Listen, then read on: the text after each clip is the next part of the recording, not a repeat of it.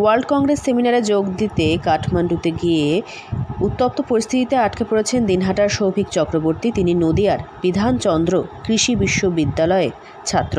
জানা গিয়েছে, কাঠমান্ডুর রেশুঙ্গা অর্জুন হোটেলে আছেন সৌভিকরা। 5 সেপ্টেম্বর এই সেমিনারে যোগ দিতে নেপালের কাঠমান্ডুতে গিয়েছিলেন তিনি। নেপালে যা কাণ্ড হলো, আমার ছেলে তো কাঠমান্ডুতে, ওখানে একটা সেমিনারে গেছিল, পুরস্কারও পাওয়ার ছিল ওর, আর একটা সেমিনার ছিল। ওখানে গিয়ে তারপরে তো কাণ্ড যখন শুরু হলো, ওর তো আমি রিজার্ভেশনও করেছিলাম, ওর তো ডাইরেক্ট আবার কল্যাণী যাওয়ার ছিল, এনজিপির থেকে আমি রিজার্ভেশন করেছিলাম। ওই বললো যে রিজার্ভেশন করো, আমরা আসছি। তারপরে তো এই কাণ্ড শুরু হলো, তো হোটেলে ফেসে আছে।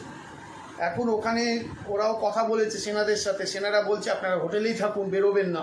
এখন ব্যাপার হচ্ছে কতদিন হোটেলে থাকবে, একটা দুশ্চিন্তা তো হয়ই। একটা ওরা একা আছে, 5 জন আছে, 5 জনই তো স্টুডেন্ট, খুব তো বড় নয় তারা, ঠিক আছে। পয়সা একটা ব্যাপার তো থাকেই, তাছাড়া প্রাণের ব্যাপার, যা কাণ্ড চলছে। এখন হোটেলে কতদিন থাকবে, একটা তো বিশাল দুশ্চিন্তায় আছি আমরা, কারণ এখানে আমাদের হাত বাঁধা, আমরা তো কিছু করতে পারছি না। তো যতক্ষণ না সরকার হেল্প করছে, তাদের আনার কোনো ব্যবস্থা করছে, ততক্ষণ তো তারাও আসতে পারছে না। জলবায়ু পরিবর্তনও তার প্রভাব নিয়েছিল 4 দিনের সেমিনার। কাঠমান্ডুর সেন্ট্রাল কলেজে ছিল এই সেমিনার। 9 সেপ্টেম্বর তাদের ফিরে আসার কথা ছিল। প্রথম 2 দিন পরিস্থিতি স্বাভাবিক থাকলেও তৃতীয় দিনে উত্তপ্ত হয়ে ওঠে কাঠমান্ডু। উদ্ভূত পরিস্থিতির মধ্যে আটকে পড়েন সৌভিকরা।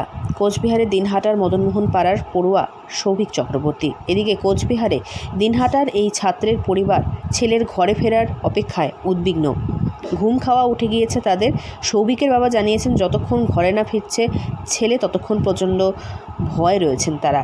কখন কি হয়ে যায় বোঝা যায় না। ভারত সরকারের কাছে তিনি অনুরোধ জানিয়েছেন যাতে ছেলে মেয়েদের ঘরে ফেরানোর ব্যবস্থা করা হয়।